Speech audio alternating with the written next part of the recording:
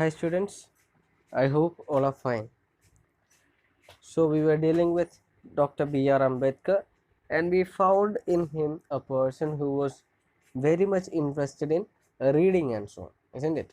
So we found that particular quality in him. And when he was invited to the lawmaking body, or when he was invited to the constitution, the authority that was preparing constitutions, he had to make his own points very valid points. So those in the authority, also those in that group, they realized the potential that he had. So we shall just continue from where we have stopped. Soon the Constituent Assembly of India afforded Dr. Ambedkar the opportunity to give the most notable and permanent shape to his social philosophy and to his undying faith in the dignity of human beings. Baba Saheb was not in the Congress, but it must be said to the credit of the far-sighted and objective leadership of the Indian National Congress that it requested Dr. Ambedkar to serve on the drafting committee of the Constituent Assembly and made him its chairman. Okay, what happened?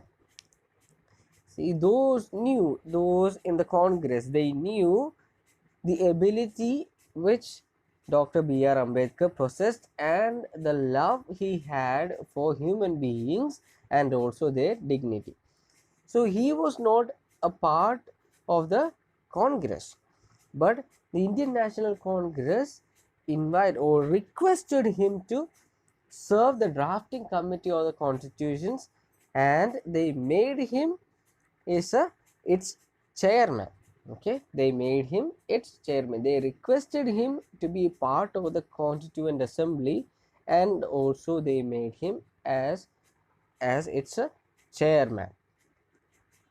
As chairman of the drafting committee, Dr. Ambedkar anticipated every conceivable requirement of the new polity, drawing from the examples and experience of other nations and the distinctive needs of our own society. He raised brick by brick the magnificent edifice which now stands as a fundamental right in the constitutions of India.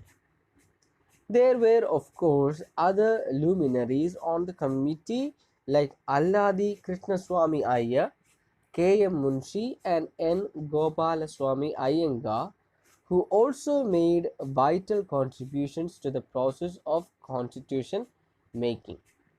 So, what happened now?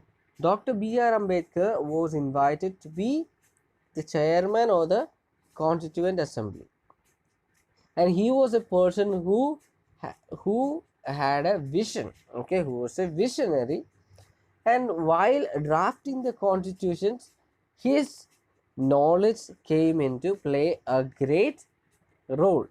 Okay, he was a person who used to read, as we said earlier, and he had the experience of being in other countries, going through their constitutions and so on. So those things made a vital role in making the or in drafting the constitutions of India. And it should be said, not only Dr. B.R. Ambedkar, but also there were other prominent people like Alladi Krishnaswamy Iyer, K.M. Munshi, and N. Gopalaswamy Iyengar. They also played a vital role in the process of making the constitution. Okay, so we should not forget the fact that there were also other people who made distinctive or vital contributions in making the constitutions of India. Okay, but if there is one person who will be remembered as the pilot of the various provisions of Indian constitution, it will surely be Dr. Ambedkar.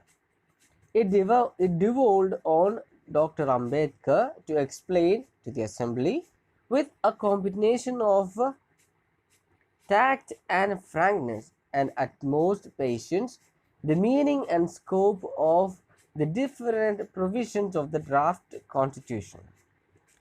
He had the rare gift of unraveling the most complicated legal concepts in a language which the layman understood.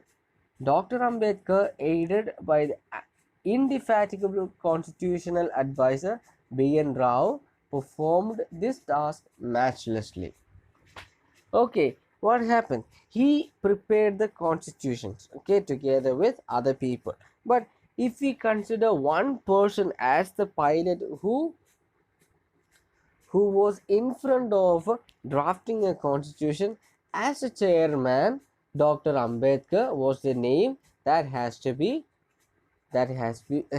projected.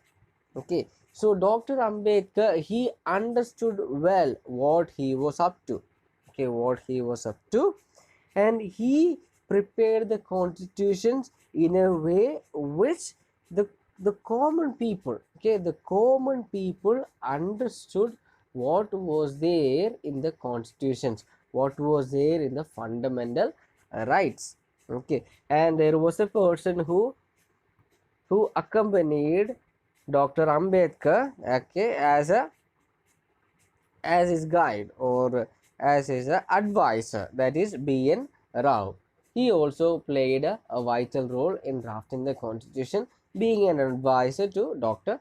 B.R. Ambedkar. And he drafted the constitutions in simple way which the common folk understood. Okay, at that time there were people who were illiterate. So he prepared the constitution in such a way everyone understood. Dr. Ambedkar had a clear perception of the mutuality of the three pillars of state: the legislature, the executive, and the judiciary. He realized that the jurisdiction of each should be clear and untrammeled. At the same time, he had a sense of the importance of the role of citizens. Okay, so what happens now? We need to understand that Dr. Ambedkar was very clear with regard to the mutuality of the three pillars of the state. Which are the three pillars? That is the legislature, the executive, and the judiciary. Okay, what do you mean by the legislature? Okay, in simple way we can say legislature is a law making body. Okay, the group in the government which form laws, and we have the executives means they are the ones who executes the authority, okay, who performs the authority. They are the ones who practices or who puts into practice the the roles which are given to them very nicely. Okay, they are the group which perform authority, okay, which perform authority or which put into practice the authority. Then we have judiciary. What do you mean by judiciary? Judiciary means that part of the government where which includes the court and law. Okay, which includes the court and law. So these are the three pillars of the state: legislature, executive, and judiciary. So Dr. Ambedkar understood these three pillars very well, and he did not part with these three pillars, but at the same time he also gave much importance to the role of the citizens while making the constitutions. Okay, the following observation he made is significant. We shall see what was the observation.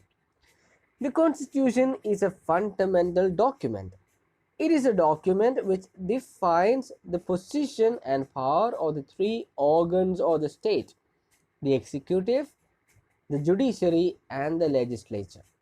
It also defines the power of the executive and the powers of legislature as against the citizens, as we have done in our chapter dealing with fundamental rights.